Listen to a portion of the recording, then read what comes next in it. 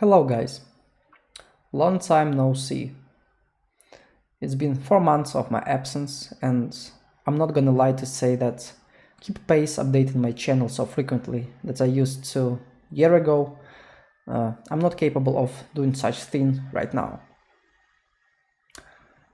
Without further ado, today I want to show you my world and minimap feature. It's the second iteration. Probably for a week, maybe more. I'm gonna leave it on my Patreon completely free. So right now I'm gonna show what the system is capable of. Then I'm gonna make the breakdown and you may pause the video to recreate the whole graph on your own. It's not rocket science at all. Everything here, mostly everything works out of the box. I launched my game. Here on the left you may see the minimap. As I start walking, you may see the picture changes. With the tab key, I bring up the world map. Here I can zoom in and out, and I can also navigate.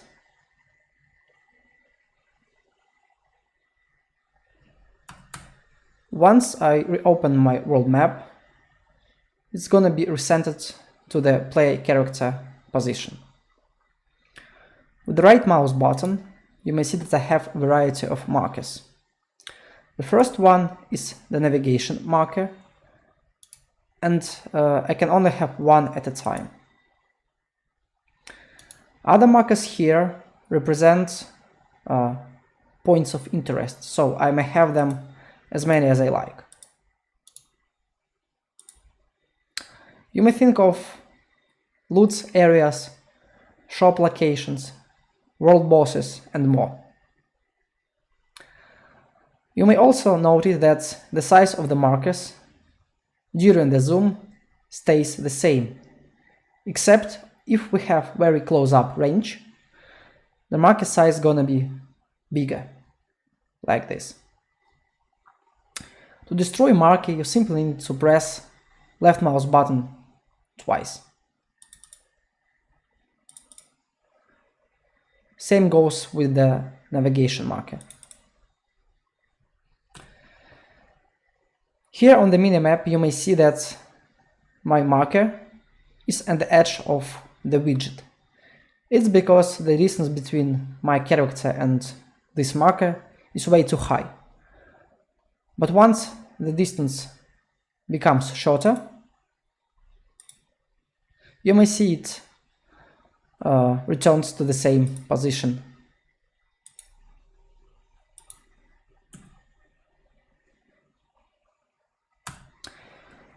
Behavior of the markers can be adjusted in the data table, so you may have them appear permanent, persistent, or temporal, like the navigation.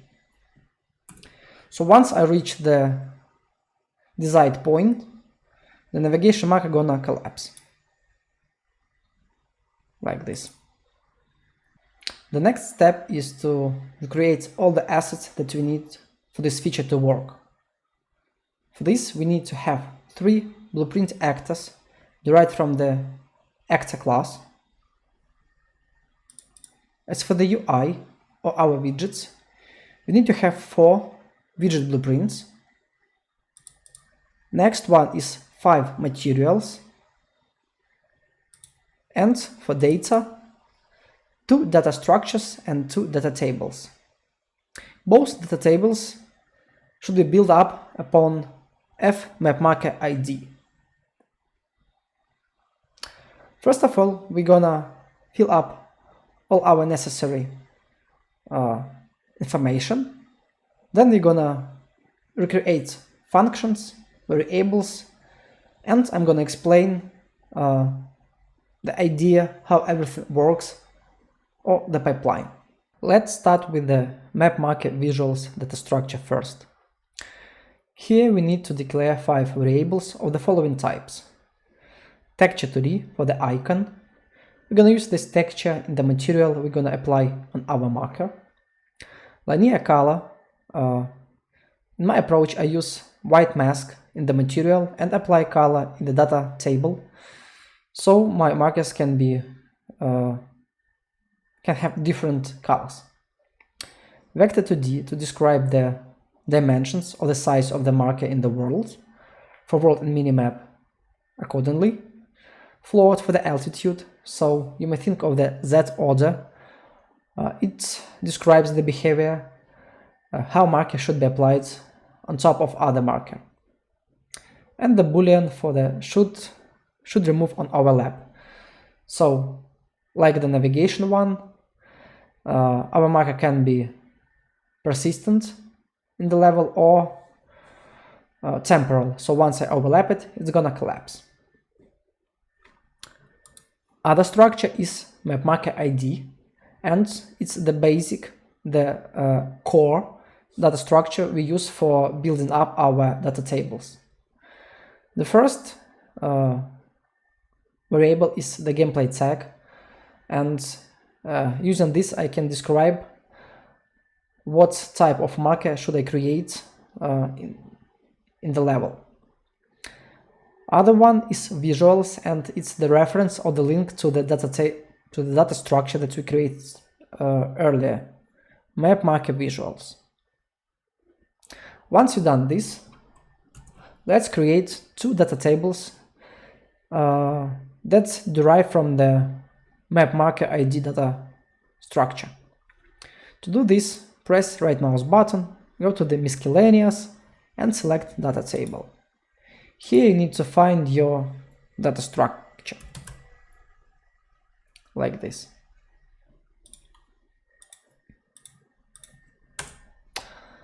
For the persistent, here I have the icon for my player, it's simple arrow, color, dimensions, altitude, and it's persistent. For the gameplay tag, I go with the map marker dot persistent dot player. To make this one, select edit, add new gameplay tag, and just bring the following string up here. For command, here we have navigation and three other types. As you may see, navigation here comes with the should remove on overlap. For the altitude, the higher marker is, means that this marker gonna be on top of any other marker. The next and probably the easiest part of this tutorial is to end up building materials. We shall start with the map marker. It's for our physical representation of marker in the world. Here on the left you may see material domain as user interface with the blend mode as translucent. Build the whole graph as you see on your screen and leave the names also the same. So once you end up building up your system, and if it works fine, then you may change it to whenever you like. Here we need to have vector 4 for color and texture parameter for our icon. To build up texture parameter, go with the texture sample and with the press of right mouse button, convert it to parameter.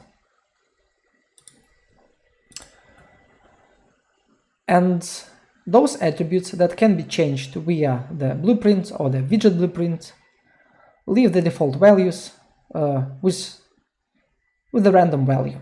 It doesn't matter. Two more materials, each for minimap and world map accordingly. They share the same material settings, so it's UI and blend mode translucent, except the minimap has extra material function, radial gradient exponential, density is high enough to build up the circle shape, and edges are crisp rather than blurred. The last two materials are tricky, but I'm gonna explain these parts further in the tutorial. For the map projection, we need to set shading model to be unlit and leave material with all default values. So it's surface and opaque. And we need to have another texture parameter called map projection. Material nav path. Here I come with the texture sample and I describe or declare the texture right up here once, so I don't need to do it anymore in the future. Like, I should forget about this one. So it's the same as the previous one, except the blend mode set to be translucent, so I can change the intensity. You may guess that I use this material for dots between my character and desired location here at the nav path system, those diamonds. One thing I forgot to tell you, once you've created all the assets, so it's the way how everything should communicate. By this I mean somehow my character, my widgets, my world and minimap manager, my map marker should know how to synchronize and so on. Before I start everything, first of all I thought of using interface, maybe use some casts, and I end up using the global function. For this you need to create the blueprint function library and declare some functions. Those functions declared inside the blueprint function library can be called in any place in your project. So for this, select, I guess it's inside the blueprint category, yep, blueprint function library. Create it, and then you need to have few functions there. But it's also further in this tutorial. In this part of tutorial, I'm gonna explain how my feature works. As I said previously, mostly everything comes out of the box, so you might guess that I'm using scene capture component. It's like to have extra camera that can render VFX, static mesh, foliage, landscape, and so on. And it's not kinda cheap. But scene capture component comes with a show only list, the array of actors and their components that I can render and withdraw everything else. That's how this feature becomes performance friendly. For show only actors, I'm using simple planes. I said that it's like two polygons with same material and different texture. Everything placed on different altitude, and the highest will be on top of any other, so it's like that order in terms of the UI. I do have two scene capture components, one with the white orthographical projection, so it captures the whole area for higher resolution for the world map, and one with the smaller area for minimap. They both work independently on demand. That means that if I have the world map active on my screen, the minimap will be inactive and vice versa. I also have tool with another scene capture component, which on demand checks all static mesh actors on my level. If those actors have tag, they're gonna be captured and stored inside big texture. The texture size can be adjusted, but in my case it's 8K by 8K. And I store buildings, foliage, landscape, and other stuff here. And I also have one largest big marker, so it's also plain, placed beneath landscape, on which I apply material with the texture that covers the whole level. So it's the background for the world and minimap. Two more things to add. It's how I make this one work with the zoom in out feature and the ability to pan, to navigate. So if we adjust the efficient orthographical width of the scene capture component, like make it higher, it's gonna capture more area. That means the camera goes up. If it captures less area, it means the camera goes closer. And to make it pan, we simply use add world offset to the position of this scene capture component. So that's how it's gonna be right or left and so on. If we talk about the navigation path, I use spline, and if I have the constant offset inside the length of the spline, I build up different spline points. I use position low spline points and the instant static mesh to build up extra planes for the nav path between my character and desired location. Instant static mesh component is efficient way to render a lot of geometry in one draw call. Now it's time to build a tool which helps us to bake texture with all necessary data for our world map background and map projection. We recently created 3 blueprint actors.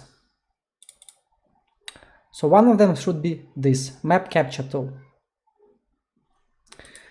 You may notice that I have text render component just for me, so I can see where this blueprint is on the level, and you don't need to have you need to place this actor on your level, so without this it simply won't work. It contains of simple scene capture component with orthographic projection. It is said to be at height of 100,000 unit, so it's basically the edge of the sky sphere most of the time. So actors between this scene capture and the ground won't be interfering, and they're gonna be captured if they need to be captured. Rotation on Y is minus 90 degrees, so that means this camera is looking towards the ground.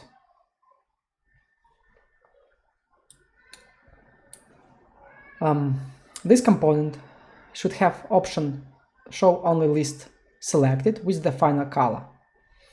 The show flags, it's up to you to decide what type of entity to capture, but make sure that, for instance, if you have foliage with the tag but the foliage is not selected up here, scene capture component simple ignore it.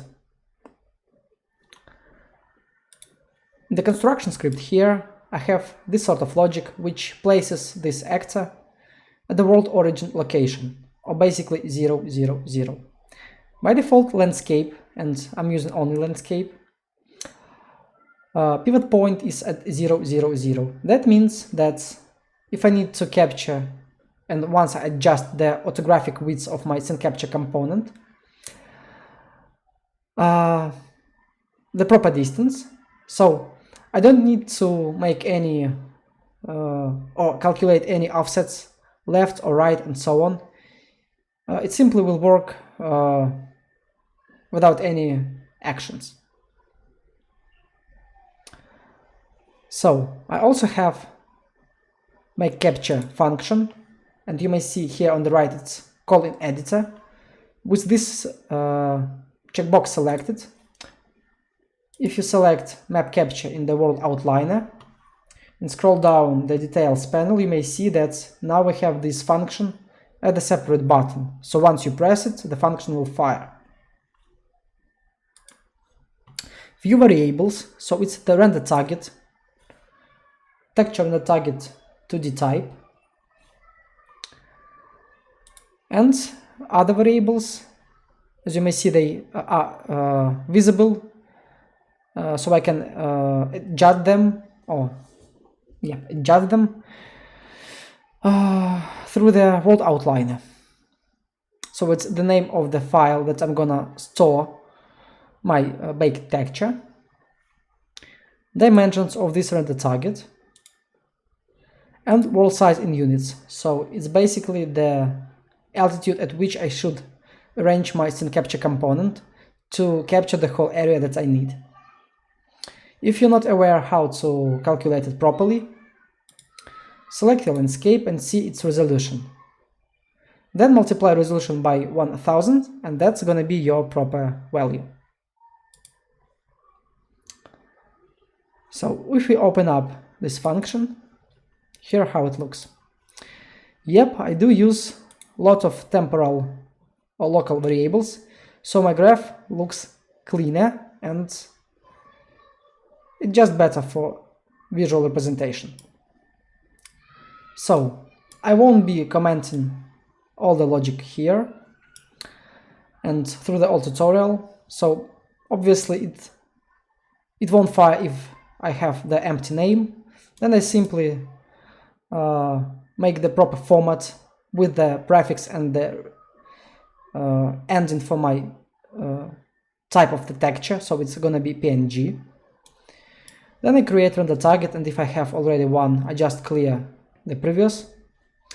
Set the orthographic width of my scene capture component. Look through all actors with the proper tag, so if this tag is missing in your in some of your actors in your scene, this actor won't be captured. Then I capture scene and export baked texture to my game directory. So then I can import it back to engine and adjust it.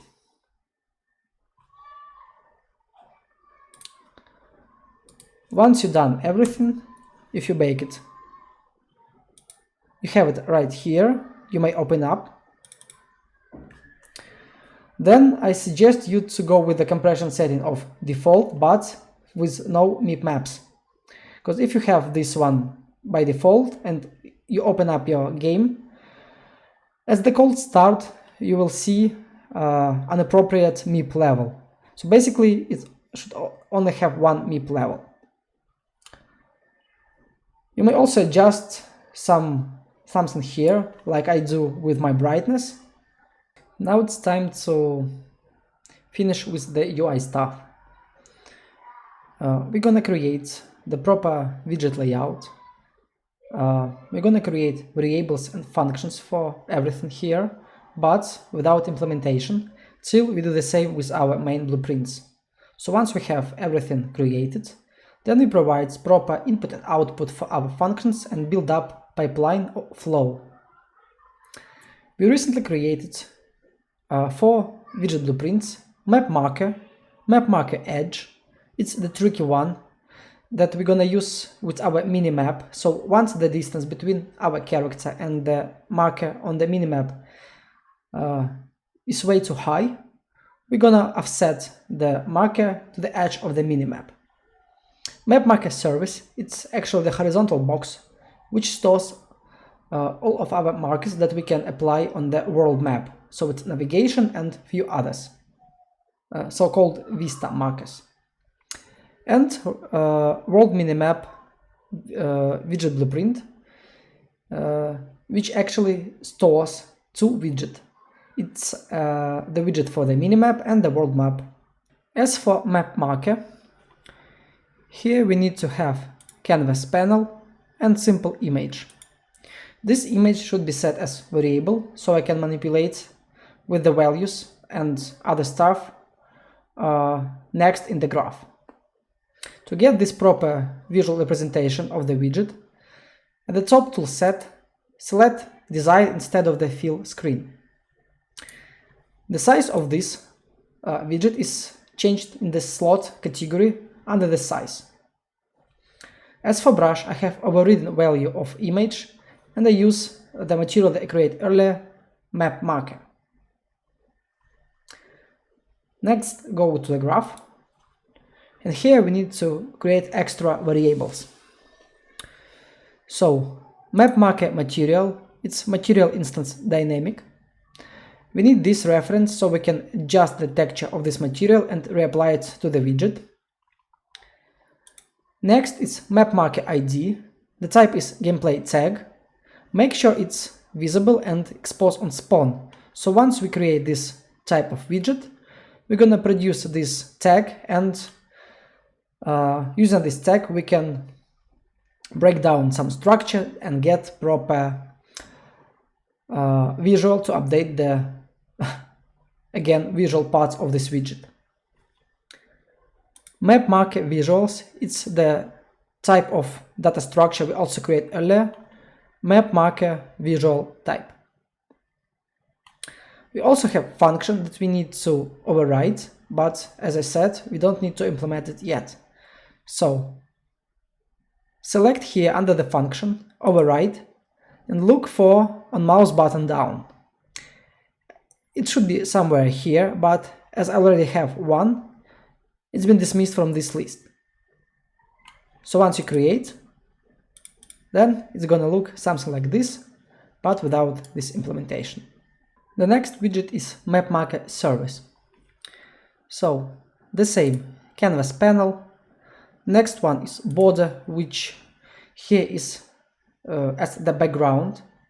So once I launch the game and open up world map, you may see that my widget has this slightly visible dark black background. The size here is just for visual representation, and here in the graph we're going to resize it automatically to the number of child widget we're going to have. The only thing that I change here, as I showed you, it's the brush color. This border stores the horizontal box, the size of which is also dynamically changed.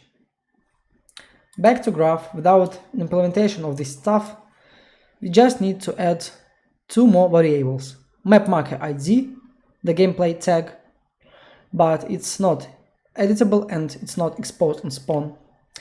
And map marker widget, the reference to the widget we created earlier, this one, world minimap.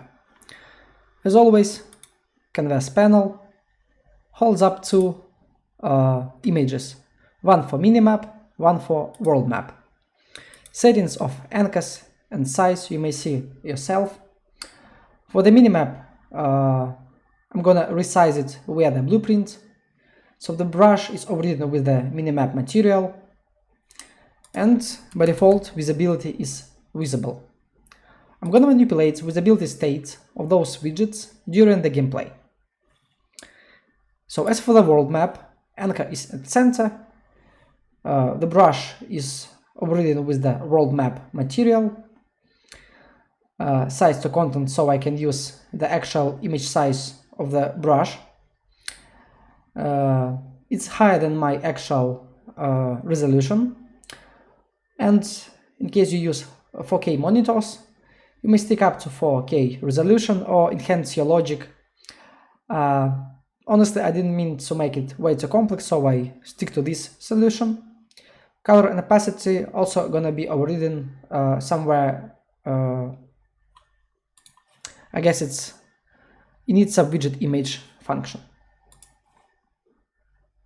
And visibility by default set to be hidden. The last widget here is map marker service reference. So to add it to the canvas panel, you need to look for it here in the palette or expose user created category. It should be here. This is also hidden by default, and we need to stick to size to content checkbox. So the logic of the visual behavior gonna be inherited from the behavior up here in this parent widget. Next to graph, also make sure those widgets are set to be variable so I can manipulate with the values of them. We need to create three functions, and right now we can provide proper input, so because they are not actually references to any user created content. Init subwidget image. With those inputs It's the texture render target 2D type for minimap and world map. Select proper subwidget, boolean show minimap, and show map marker service also boolean. So once you create them, I'm gonna explain what they do, but we'll implement them a little bit later. So this one gets the dynamic material of the image and provides proper textures to our widget material, and also resize and set the color for the world map. Select proper subwidget is for changing the behavior. Like if we have the world map, we need to hide minimap and vice versa. The same behavior is for the show map marker service. So if you want to place any marker, we need to show up this subwidget, select proper marker, and hide this widget. Map marker edge. From the look, you may notice that it looks nearly like this, the world minimap, in terms of the layouts of the minimap. We build up this sort of invisible grid. It's actually border. Anchors and offsets are the same as we have up here. And this border stores one image. This image is the representation of the marker that we're gonna show up once the actual distance between marker on the minimap and our character is gonna be way too high to show. So we're gonna show this subwidget instead. That's why it has the overrides of material map marker. So the same material with the same texture that we use at the physical map marker in the world.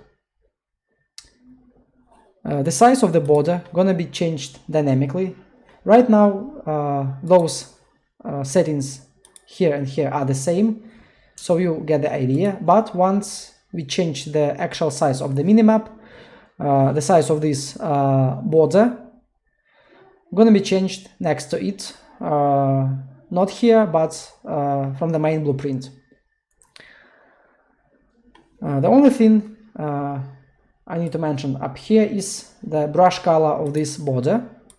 The alpha channel is set to be 0, so it's gonna be transparent, and I need to show only this little sub widget, this image.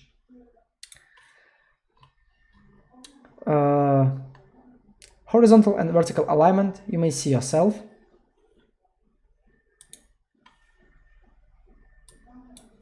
Make sure both of those widgets are set to be variables. Now to graph, we need to create two more variables, as we used to with the map marker, I guess. Yeah.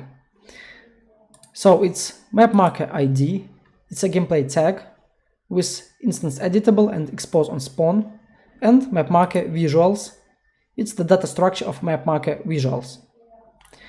Now we need to create two functions, and we can actually implement them right now. So update edge marker visibility with the input of boolean, and update edge marker position. It's float for angle. We're gonna call them outside of this widget, also in the main blueprint. So this one change render opacity of the this small map marker icon that we have here at the top, and update edge marker position. We're gonna change the rotation of the grid, this border, and rotation of that small image. Now it's time to finish up building the last two and our main blueprints.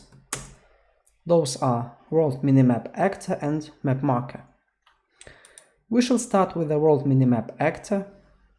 Here on the left we have the static mesh component, its map projection. Let me just bring it back so you may see it. All the settings gonna be changed, like almost all of them, once the game starts. on the event begin play, I'm gonna execute the proper function. Just make sure that transform here is set as you see. So the location is absolute. It's gonna be world, not relative. The altitude is low enough, so it should be the lowest part of your level. And the rotation on that axis should be 90. You may also turn off collision and cast shadow. This map projection, this static mesh component, will receive material on which you're gonna see the texture with baked landscape, foliage, buildings, water, and so on. So it's like the background for our world and minimap. Next to scene capture component, they share nearly the same settings. So orthographic projection, show only list, final color, and flags. So try to remember what I was saying once we've done building up tool for baking our texture. So the flags and tag should be set properly. So as for the location, minimap should be relative and 100,000 unit. So it's at the edge of the sky sphere.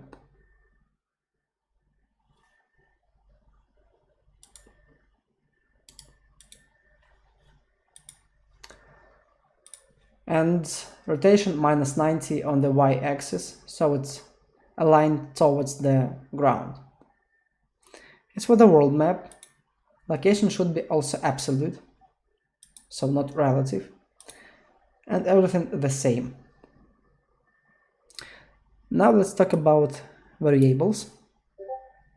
So we need to have the following as visible so we can adjust them here under the details panel in the world outliner.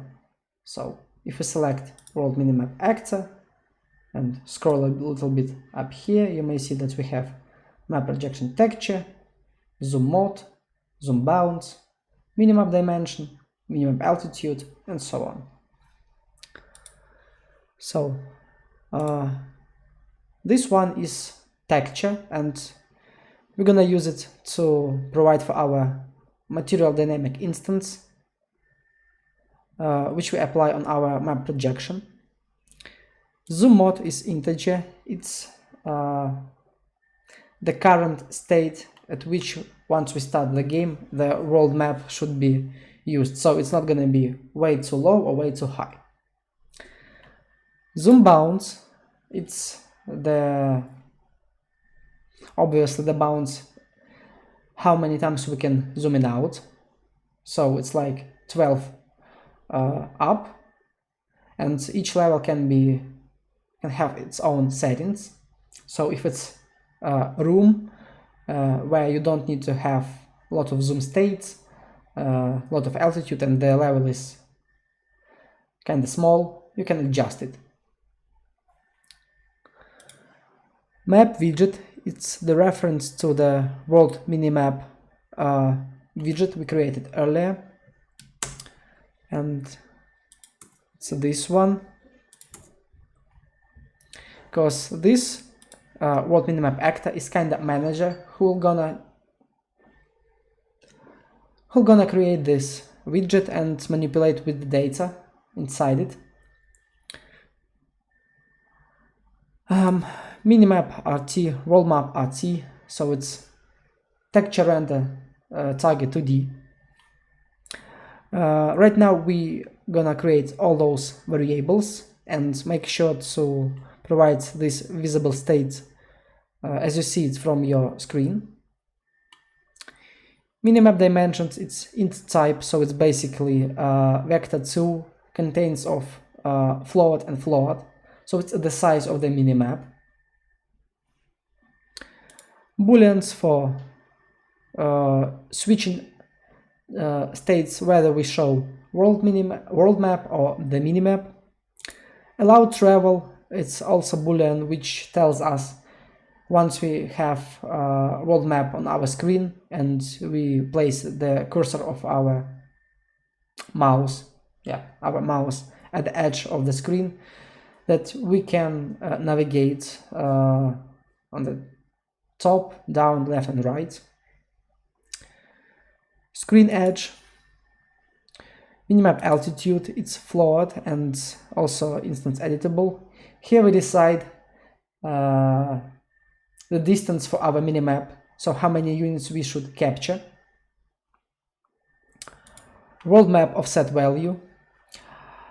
Once we navigate with our world map, so we can like pan, this value can be adjusted to, like this value is also multiplied by the zoom state. So if we are at the very close up distance, the traveling speed is a little bit lower, but once we zoom out, so we can see the whole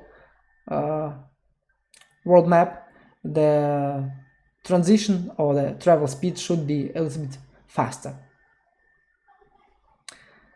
Map marker DBs, so it's the data table array.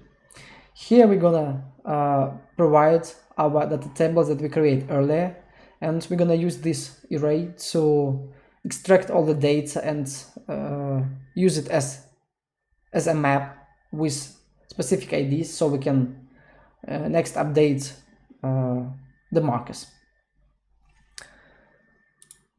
Map marker IDs map, so it's the gameplay tag as the first entrance, and the second one is it's the map, and the second attribute, so it's like the key is gameplay tag, the value is data structure of our map marker visuals. Map marker spawn location, it's simple vector. Navpass map marker, so it's the reference to the map marker blueprint that we created also earlier, this one. So simply create everything here, and then we, as I said, gonna provide the proper data, build pipeline, and so. Navpass draw timer, because once we build up the navigation path and we start moving, as this one is dynamic, so it rebuilds the path, so this update comes with this timer, and once we don't need to have the navpass drawn again, we should like withdraw this timer, clear it and invalidate. Navpass end location, so it's the desired point, we're gonna use it also further. Desired point, like the end location for our navpass. LMB counter, so it's the number, this counter says how many times we pressed our left mouse button, and we need this to clear up unnecessary or like the marker that we don't need anymore. As for the functions, prepare RT, pass map marker DBs, init map projection, init map altitude. Don't worry, I'm gonna open everything and show everything. Switch active map, update map altitude, update map marker visibility. Here we can already provide proper inputs, so it's actor type for map marker actor, and the state. At the state it's boolean. The project map widget to the world. Output should be vector, and make sure this function is pure. Compute world map offset. Get world map travel direction mode. Also pure, and output the following. So this one says the direction at which we should gonna offset our world map scene capture component. So it's for the panning ability. So R for right, L for left, U for up and D for down. Next, we get map marker visuals. So the incoming, so the input is gonna be gameplay tag, incoming map marker ID, and the output is the map marker visual type, also pure.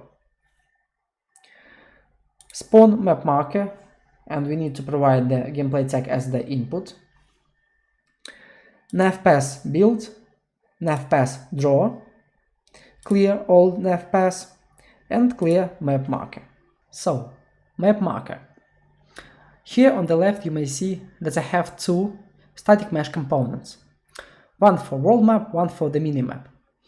If you remember, at the beginning of the video I showed you that on the world map, marker stays the same size except the very close up range. And because I'm using this cheap trick with the scene capture component, while I'll zoom in out, and I do this with the float interpolation, so it's the smooth zooming out animation.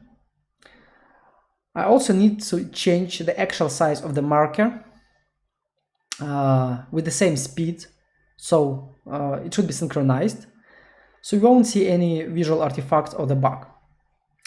But as I have two scene capture components, each for world and minimap accordingly, if you change the visibility of the widget, like world map to minimap, world map to minimap, you may see how the marker shrinks. So the easiest and actually kinda good workaround for me is to use simply two different static mesh components, one for the world map, one for the minimap. The size of the marker for minimap will be the same, but for the world map we're gonna change it during the zooming out feature. And we also change the visibility of those static mesh components. So if it's minimap, the world map marker gonna be invisible, and vice versa. So if you take a look here at the transform, they share nearly the same, except they have different altitudes, just for like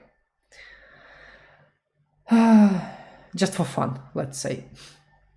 And world map visibility by default set to be hidden, because once you launch the game, the first you see is the minimap, not the world map. And for the minimap it's visible. Also, minimap comes with no collision preset, but the world map should have its own custom collision, because we need somehow to destroy the marker if we talk about the navigation path. And while we double click on the world map, on the unnecessary marker that should be destroyed, we check actually the overlap with collision. So the object type is set to world static, it's query only, so we don't need actual physical collision. The block trace channel is to the visibility, and everything should be ignored. Now for variables. So map marker material, it's the material instance dynamic. Map marker ID, it's the gameplay tag, and it's also visible. So once we place this map marker as the child actor to some other blueprint, like shop or the world boss, so we can see it always on the screen, we're going to provide this tag. So you may also see that it's not only editable but exposed on spawn. And then we can extract this, like the data, with the help of this tag and apply all visual and logic states. Next, map marker icon is the texture 2D. Map marker color, it's linear color. I store everything here so I can get the cached reference in the graph to use in functions and so. Map marker dimensions, it's a vector 2D. Map marker altitude, float. Variable called should remove on overlap that we get from our data structure also, and map marker edge widget. So it's the reference to the map marker widget we created also earlier. It's this one. Remember, I was telling you this trick. So one more time, if the distance between my character and the marker on the minimap is way too high to be shown, we change the visibility from our world physical representation marker to this kind of actual UI stuff. As for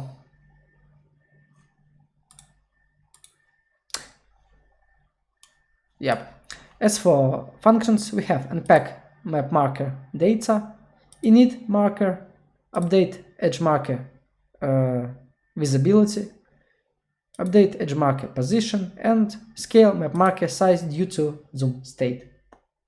Now we can actually start implementing our functions, providing the inputs, outputs, building up pipeline, and so. And we're gonna start with our communication stuff. It's the Blueprint global function library.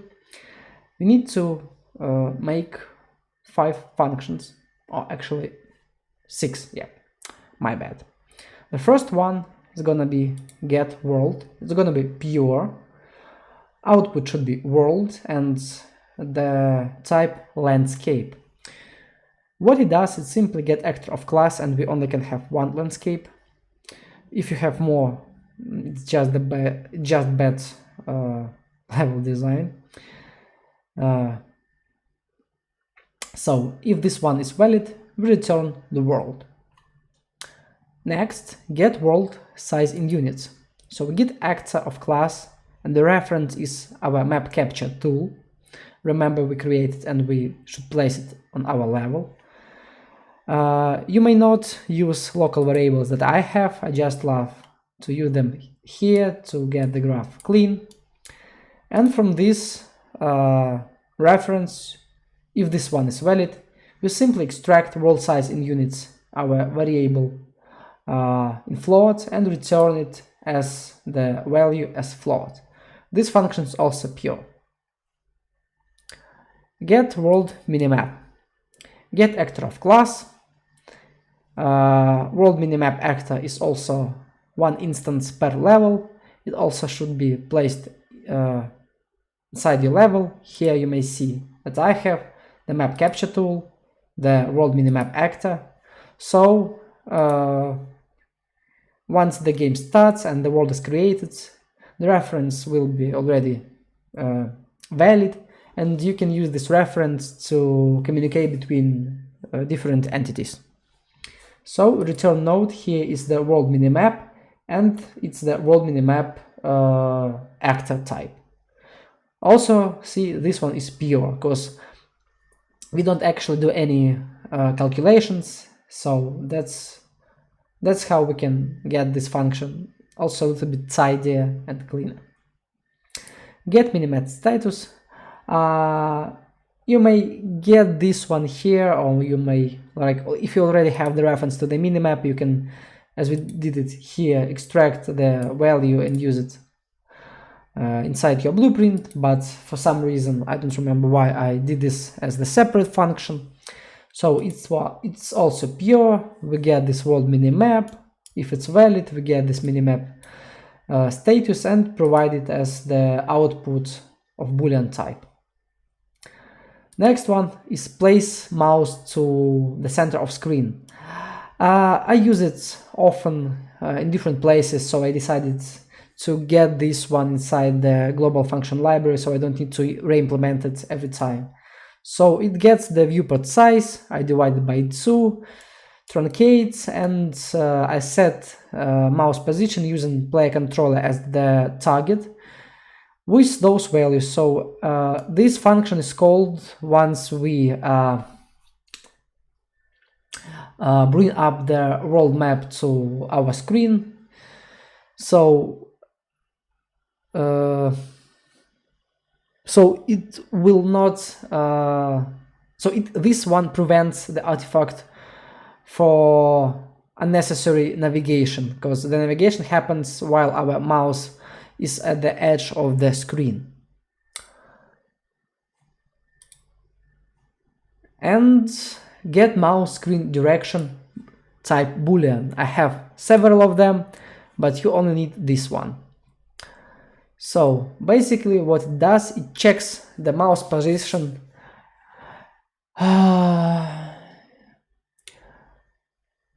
on the screen, and we check whether it's on the right, it's gonna be higher than 0.9 value, so it's 90% of space, so it's this part. If it's less, 0.1, so it's the left part of the screen, so it's like the ratio.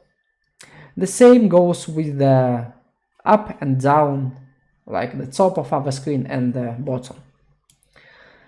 So we need to have player controller, get mouse position, divided by the viewport size to get this ratio.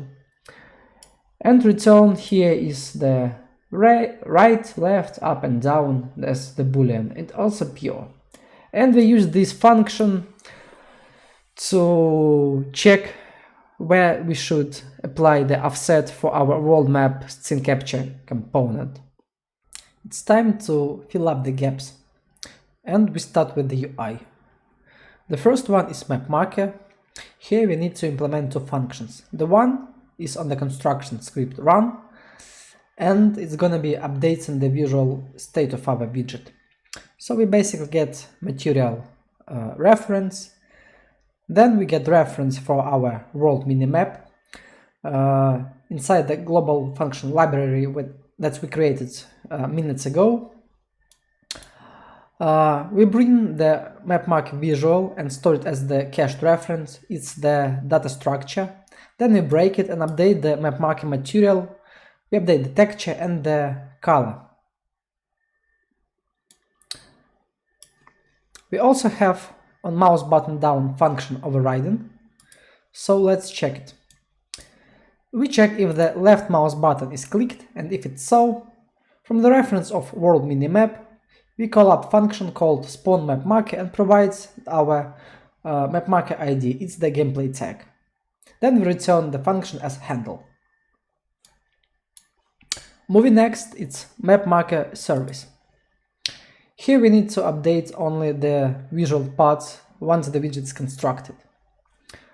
So as you remember, I said that the size of this horizontal box should be updated and it's gonna be dynamically changed.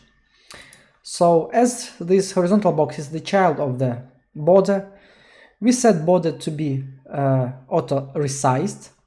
Then from world minimap we get the map, and this map we should get the keys. Then we iterate through the keys to get the proper tag and check whether the tag matches the following condition. So we only need to create those variety of those markers that we can remove then from the world map. It's the navigation marker and any other that you created also. So if it's so, we create extra map marker widget and add it as a child to our horizontal box.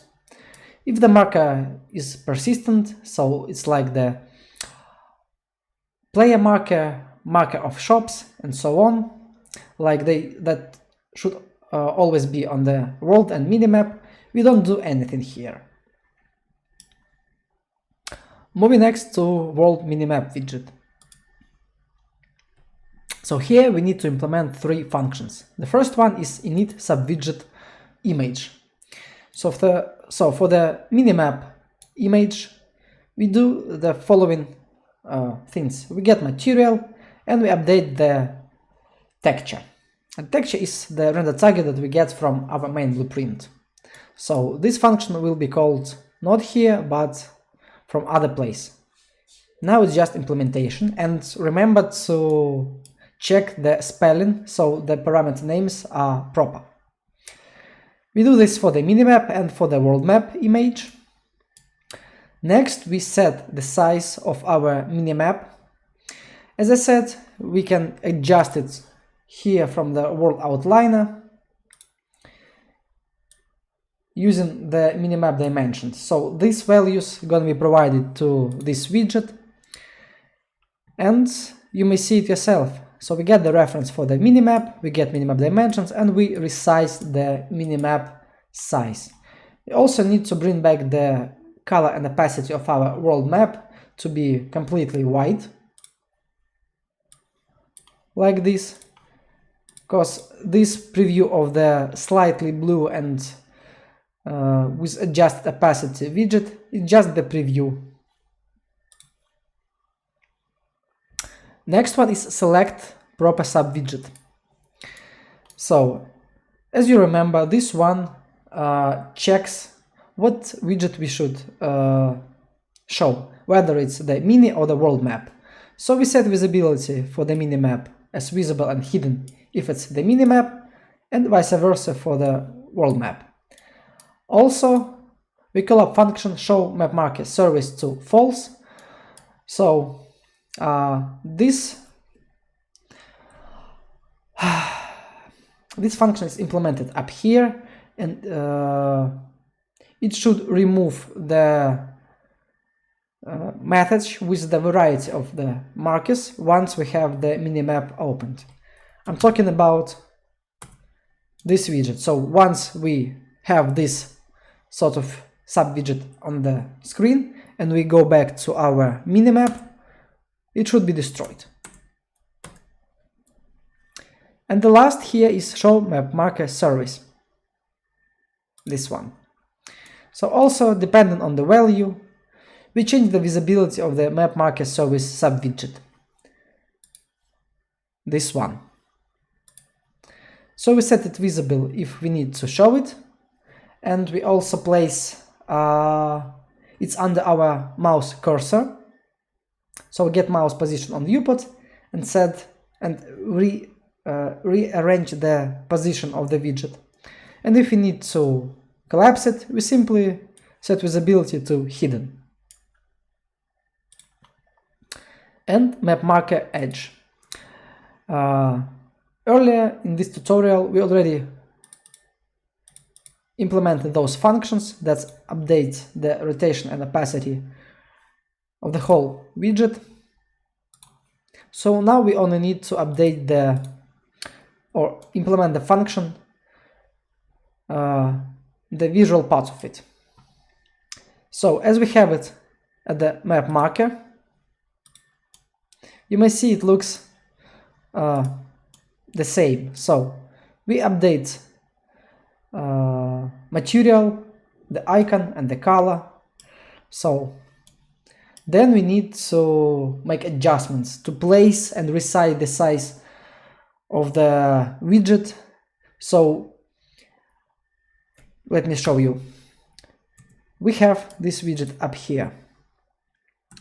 It's in the range of the minimap capture, and we need to resize this actual size that we have here to be the same once the widget became invisible, and we should place it at the edge of this minimap, like this.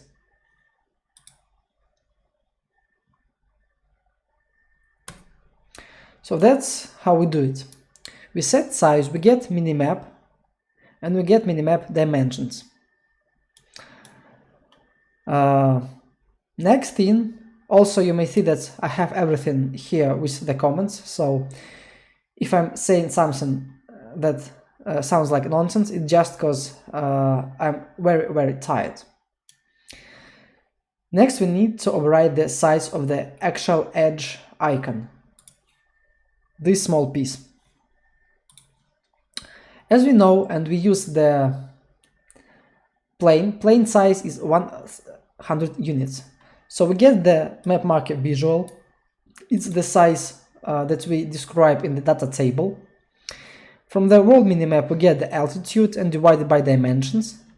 And we have this one divided by this one. So everything works fine. You may check calculations yourself. Then we need to make sort of the offset, so the map marker at the edge should not be here underneath the border, but at the center of it.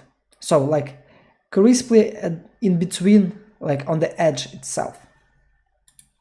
So that's why the result of these calculations, we should apply the multiplier of minus 0.5 to make this sort of offset. Let's start with the heavy one, it's world minimap actor. First of all, I'd like you to take a look at the main event graph and just copy everything. Then we're gonna fill up the functions. So when begin play, we call up function for preparing our render target and producing data for our scene capture components. Then we parse map marker dbs. It's the function that get the array of data tables and rebuild it to map with the key of gameplay tag and the value of the map marker data structure visual. Then we need map projection, the function that resize and apply material on the map projection static mesh component. Then we need map altitude, it's the function which adjusts the capture area for our minimap. We enable input, so with this one we can actually execute logic on our tab, our enhance input, our direct input from the left and right mouse button. We call switch active map to get the proper widget. We also create the world minimap widget, add it to viewport, and using the reference of this widget, we init subwidget image. Event and play is called when this actor gonna be destroyed, so we clear and validate nav pass draw timer. We disable input just in case, and if the map widget is valid, we simply need to destroy it and set the reference to be null. On tick event, we get play upon, it's the default game project character. We get its location and set the location of this actor to be the same. So it's gonna follow our character. And remember our world map component as the map projection, they both have absolute location, so this attribute won't be changed unless we do it on demand. Here we have update map altitude. It's not actually old method, it's just OK. So we use this function to smooth interpolate the zoom states while we have world map on our screen. If allowed travel is true, then we calculate the offset, so that means that we're gonna pan on the left, on the right, on the top, on the down on our world map. This function that we implement in the global function library, if any of this condition is true, that means that we are on the edge of our screen, so we can pan also, and this type of logic helps us to execute the following one only once, but still checking the condition every frame. So that means if the screen edge is true, we need to clear the subwidget which stores the variety of markers that we can apply on our world map. On the tab we check if it's not the minimap, then we in my case I stop movement immediately, so that's how it looks. So I'm moving, but once I press tab key, everything is stopped and my character is at its previous position, just how I want it to be. Then I check if the map widget is okay. I select proper widget on the tab, so it's like minimap or world map and so on. And I call this switch active map function also. Then I place my mouse to the center of the screen. It's also the global function library function. And then I change the allowed travel depending on this setting. If allowed travel is true, then some other functions will get updated. And it's also optional. We recenter the position of our world map scene capture component to the center of the screen. It's actually where our character is. So that's this behavior. So we move it here. Then we do some sort of panel. You may see that character is up here.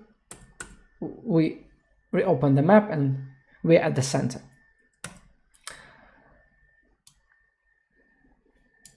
So next one is, here I'm using the enhanced input. To make it work, you need to implement it inside your player controller.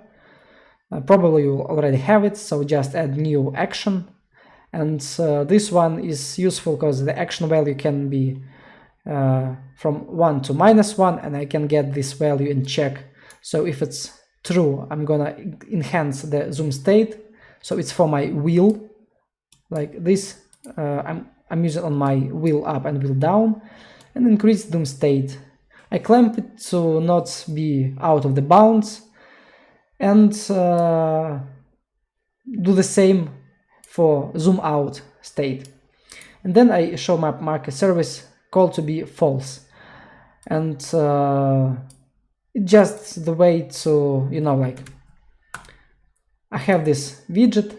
Once I zoom in, I don't need this widget anymore, because I do need it to be called only when I'm sure at which zoom state I am and where I want to place my marker.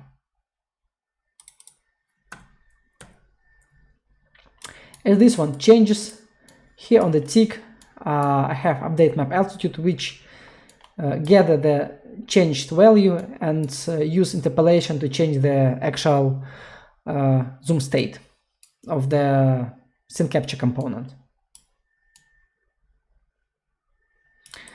Let me show how it looks in the player controller. So it's core, it's player controller. On the when begin play, I add mapping contents. And provide the mapped context. I have it here. It's default one. Here I have the reference to few of my input actions. The one I have zooming out, it's the mouse wheel axis. So I made it here. Nothing fancy. Everything is default except of that value type is axis 1D. So one-dimensional float.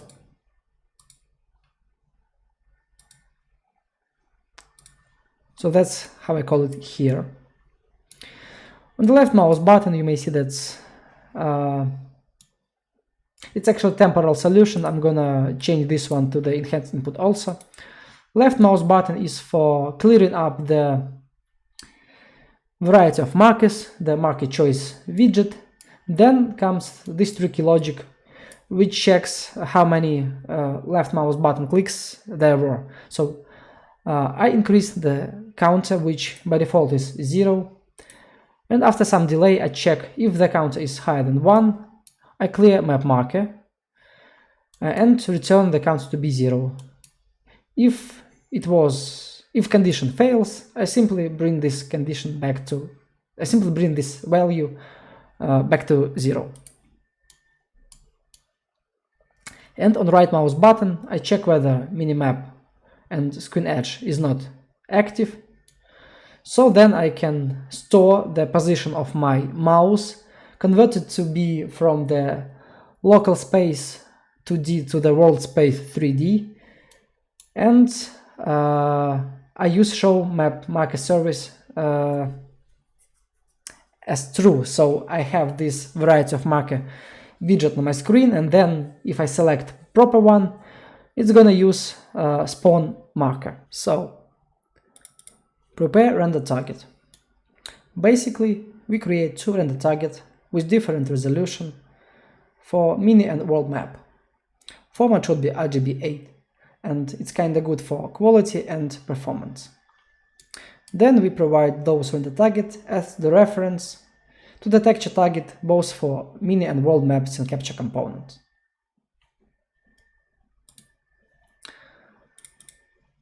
parse map marker db. We get array of our data tables, we iterate through them, and check if the gameplay tag that we get from it contains in the persistent map that we have. If it's not, we simply update our map with the gameplay tag and the data structure of map marker visuals.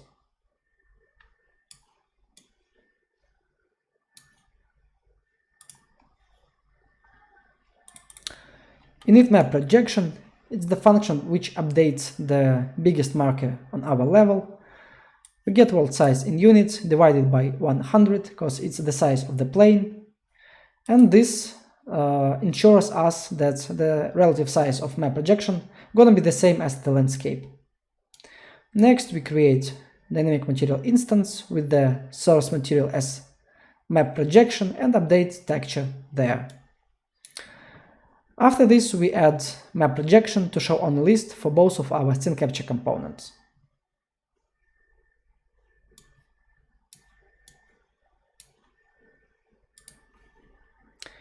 Init map altitude, it's kinda obvious, we just set the basic high both for mini and world map.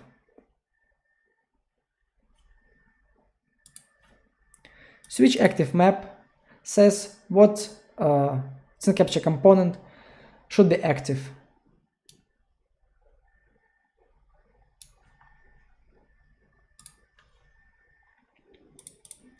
Update map altitude, it's called on tick, so it's basically for kind of smooth animation while I'm zooming in or out on my world map.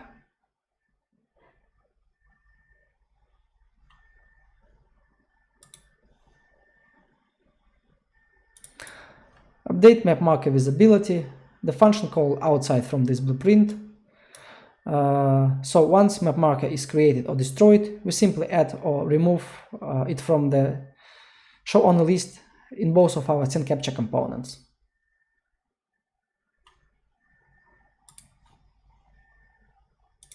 The project map widget to world. This took me to build for, I guess, 2 or 3 days. So we get the image from our map widget, the biggest one. We divide it by 2, so we have the offset to the center of the widget. From this, we subtract the mouse position scale by dpi, so we get the offset where our mouse is inside the local bounds of the widget. So if your widget is like 4K, this one will return, like, if it's top left, it's gonna be like, let's say 1200 units, something like this. Then we need to keep proper aspect ratio. So basically we get the render target of our world map, divide y by x-axis, multiply it by this calculation, and invert.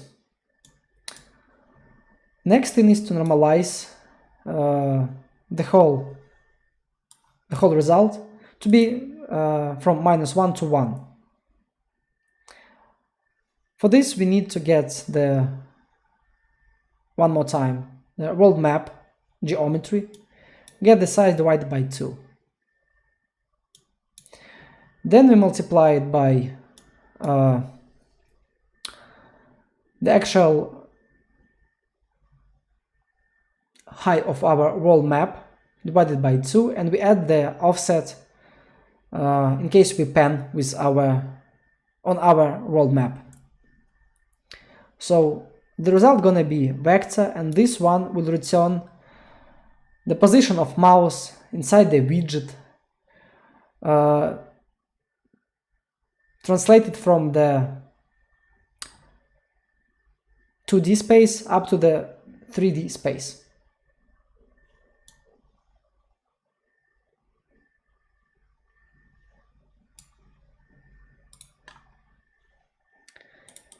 Compute map offset. So we get direction of our mouse, whether it's top, bottom, left or right, from function that we have inside our global function library, this one.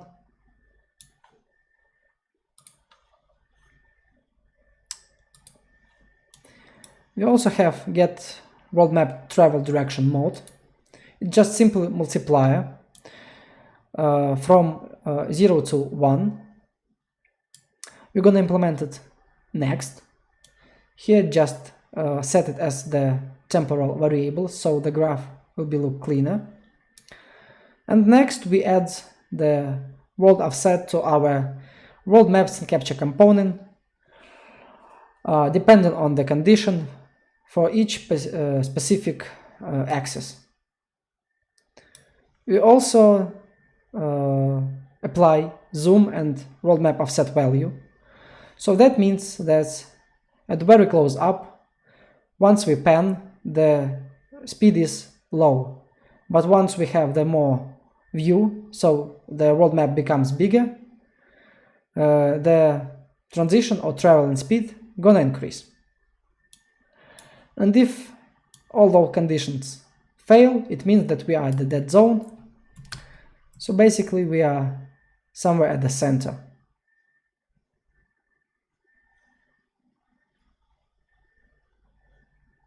Like this.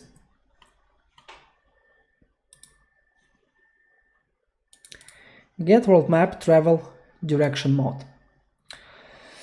So we get world size in units divided by 2, so we get the half of bounds.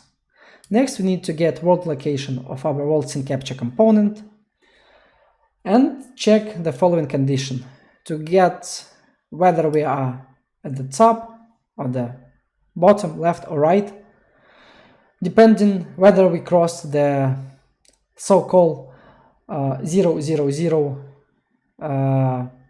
pivot point.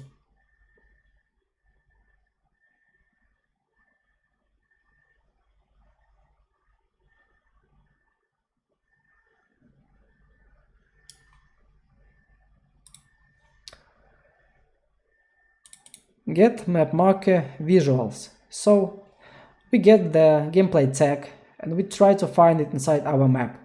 If it's true, we simply return the map marker visuals, it's the data structure.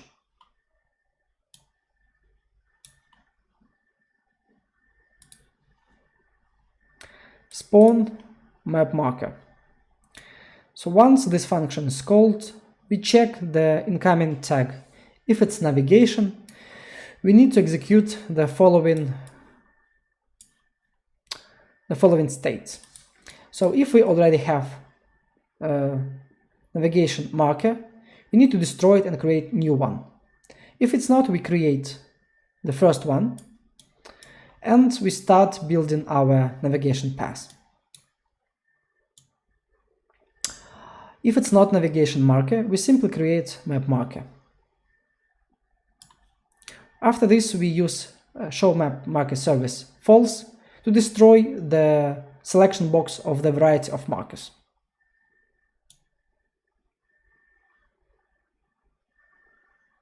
You may see that I have clear instances here. It's because my navigation path use instance static mesh component to fill up those steps, those segments.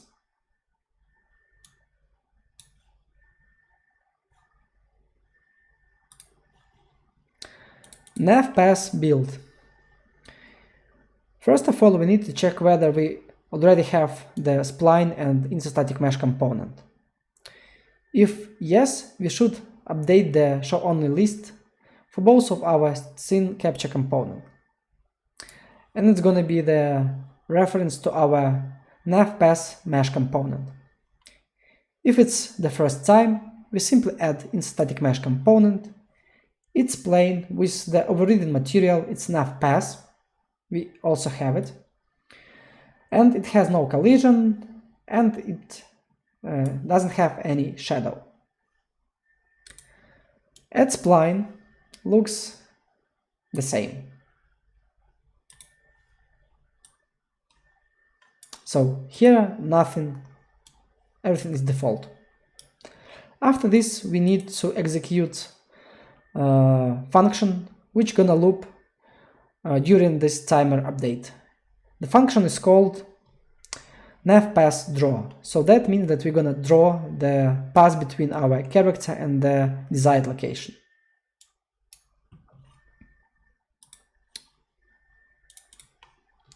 It looks like this. So, and this one is called within specific loop update. We need to clear the previous references of our maybe invalid mesh components. Next, we need to find paths to location synchronously. We get the end position of our mouse click and between our character. To make it work, you need to have the navigation mesh volume bounds applied to your level, like this. Then we use pass points and set spline points in the world space. After this, we get the reference of the static mesh. We need to get the the difference between maximum and minimum bounds to set the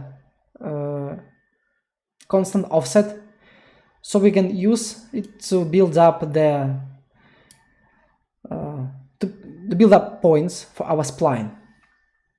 So we have the constant spaces between each of our points.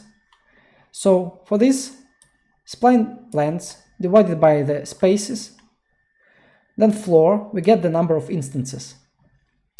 Next, we need to add instances using these points. Here I have tricky logic, because I don't need to have the first and the last point. It looks just ugly. For this, the first entrance is 1 and the last one is number of instances subtracted by 1. And we just add instance using this logic. So, constant space multiplied by the number of index.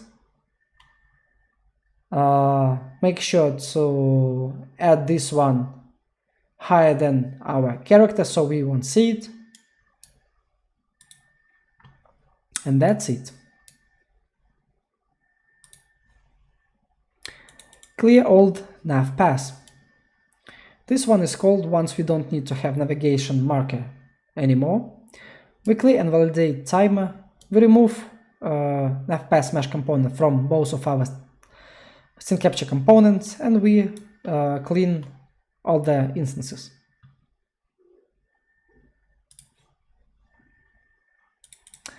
And clear map marker. So the world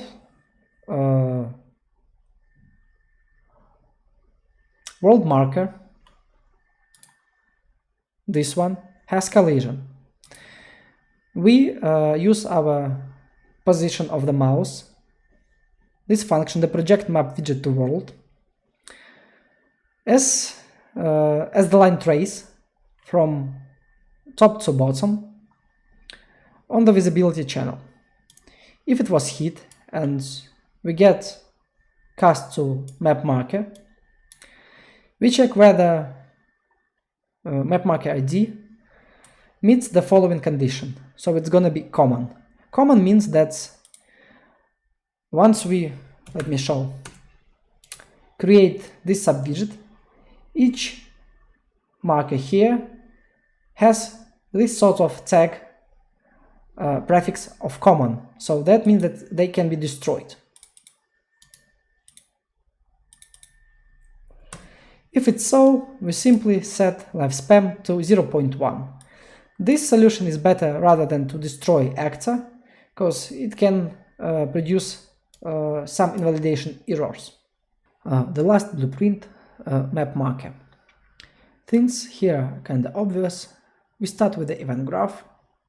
So we create the material for our marker mesh, world and minimap. We set this material to both of those markers. Next comes sequence. We unpack marker data. we init marker, and then we need to provide this actor to update show only list for our world and minimap scene capture components. Each world marker creates the map marker edge, except the one that is our player, because the player marker is always at the center of the minimap.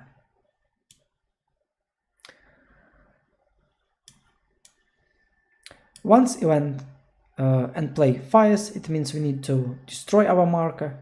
So first of all, we update world and minimap scene capture component. They show on the list. We need to remove this one. Next, we need to destroy edge marker. After this, if the marker was the navigation one, we need to call clear all navigation path function to destroy instances of instant static mesh inside the world minimap actor. Here on tick we have few sequences. The first one is to continuously update the marker size due to the zoom state. And if the map marker edge widget is valid, we need to update its visibility and position. So this one gonna be executed once the distance between the character and the marker on the minimap gonna be way too high to show. Next, depending on the minimap status, the function that we have inside our function library, this one, we're gonna set visibility once every time this condition changes, both for our marker mesh minimap and marker mesh world map. So you see it yourself. And the last condition to be checked whether the marker should be removed on the overlap. So basically, player pawn, we get its location. Next, we check the location of this marker and we build up distance. And if the distance is less than 200 units and the marker should be removed on overlap, we execute this only once. Set lifespan of this marker to be 0.1. Unpack marker data.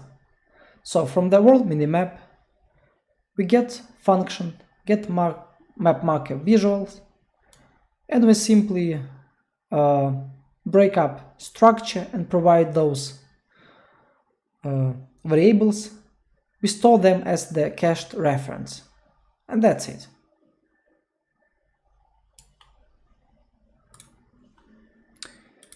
Init marker.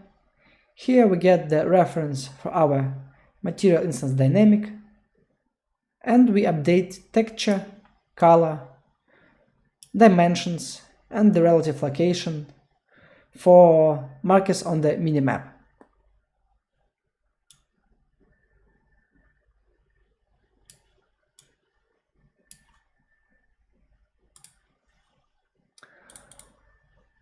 Update edge marker visibility. We're gonna call this function here, and we're gonna call another function inside our widget. We provide the condition whether we're gonna show or hide the edge marker. Condition is built upon this calculation. So we get view target from our player controller, and we subtract it from the current actor location. We build vector 2D and we get the length of it. Then we check this length according to the capture size of our minimap divided by 2, so it's like the radius. And if the radius is less than this distance and we have minimap active on our screen, then we're gonna update it as visible true, and vice versa.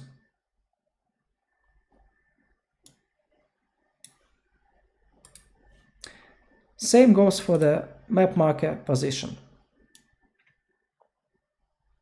So get view target, get actor location, we find look at rotation, then we build up inverse transform rotation, and we only need Z axis.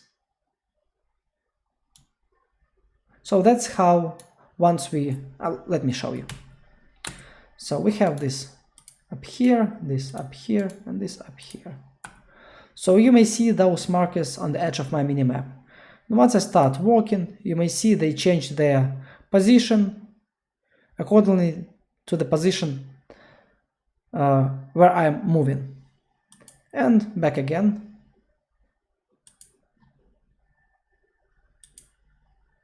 Everything is updated properly.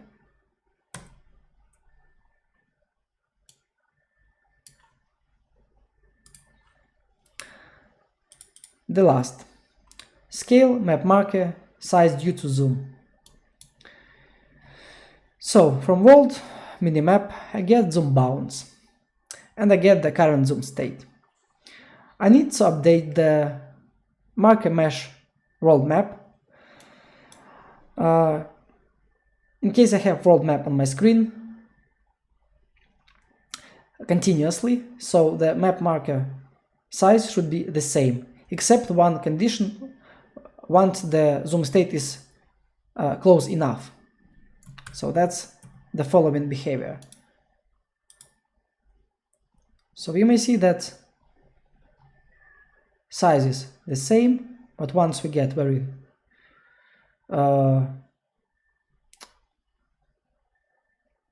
close zoom state, like this, marker actually change its size. This value minimum, here it's the magic number, because depending on the level, this value should be different, and you may just bring it out to be changed inside the world minimap actor from the world outliner, or maybe make some calculations like add those bounds and divide it by 2 to get the in-between value. So we also have this sort of magic trick, because sometimes the map can be so little that the desired calculation gonna be kind of small, and sometimes we need to divide, sometimes we need to multiply the value to get the proper visual look. So here we get the range of minimap radius, world size in unit divided by 1000, and it's gonna be the resolution divided by 4. It means the actual radius of minimap. And depending whether this condition gonna be less than 1, we select our multiplier, if it's 0, 1 or 10. So it's desired scale that we're gonna use to interpolate to. And interpolation speed here should be the same as the interpolation speed while we zoom in out.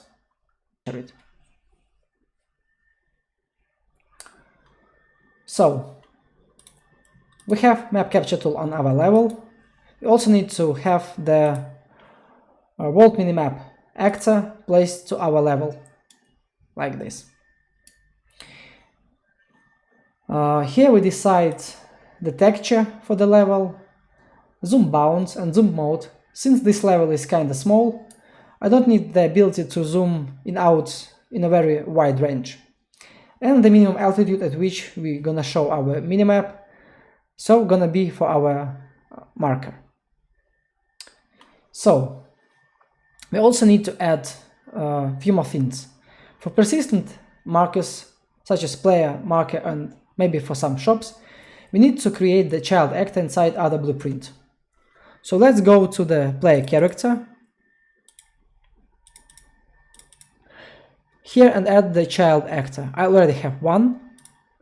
Here on the right we can define what it's gonna be. It's gonna be map BP map actor, and here we need to decide the tag. So if it's gonna be the player, it's gonna be persistent and it's gonna work as it should.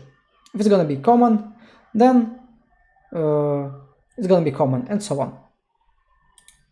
We have this one up here, we have everything set. We also need to provide the enhanced input for our zooming out state to the player controller, or simply add the new action to in case you have already existed enhanced mapping context. I have mine here with this zooming out action.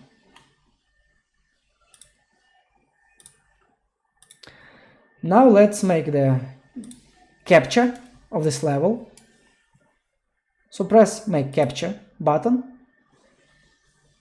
wait a while, and it's gonna tell us to import the new asset. It's gonna be stored here under the arts, and here our texture. Make sure that compression is default and it doesn't use any MIP. You may adjust brightness, let's say 10 up here, and some other things. Save. On your level, for the world minimap actor, you need to select this texture to be used. Now let's launch the game and see how it works. So here on the left you may see the minimap. It's the world map. We can zoom. We can pan. Let's build some paths. Here, here, even here. Let's take a look whether it works as it should.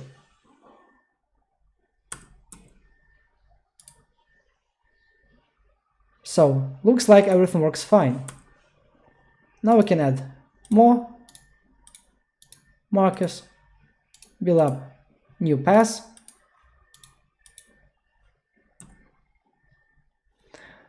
Markers are working fine, so they are put on the edge if the distance is too high to be shown on the minimap. So yeah. So guys, thanks for watching. Hopefully this one is useful for you.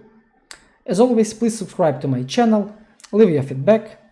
I do have Patreon, so in case you want to support me, the link is under this video. And guys, see you soon.